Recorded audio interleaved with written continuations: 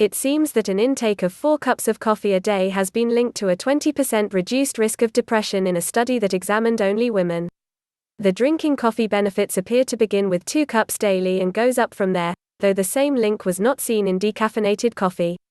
Of course, you need to remember this study does not show cause and effect, because despite being a large, well-run study, it was purely observational. No doctor or mental health care professional will tell you to start consuming more caffeine just because of this piece of research.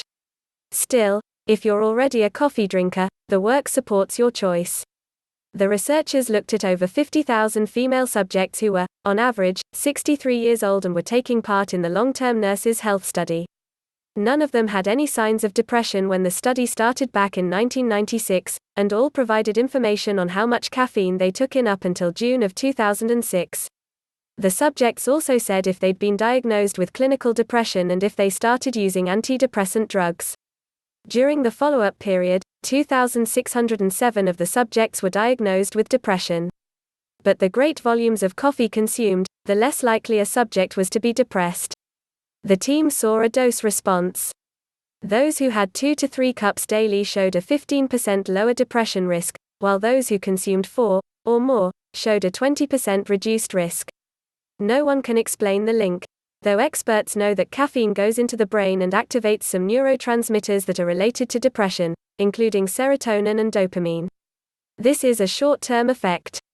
No one can say how the relationship between coffee and depression plays out over the long term. There have also been studies that find a link between drinking coffee and reduced risk of Parkinson's disease and diabetes.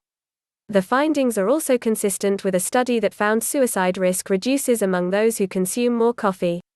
There's also been work that finds men who have coffee also have reduced rates of depression.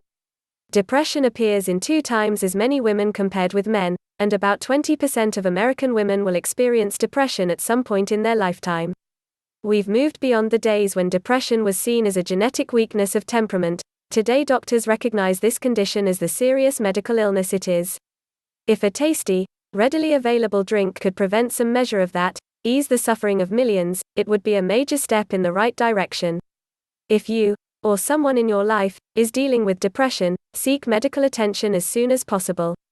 Feeling hopeless and helpless are symptoms of this illness and are not reality. What's more, the ways to feel better are different for everyone. So take the time to examine all the options: medication, therapy, lifestyle changes, as well as the drinking coffee benefits mentioned in this report. Most often the best treatment involves a combination of changes in lifestyle, emotional skill building, social support and the help of a trained professional.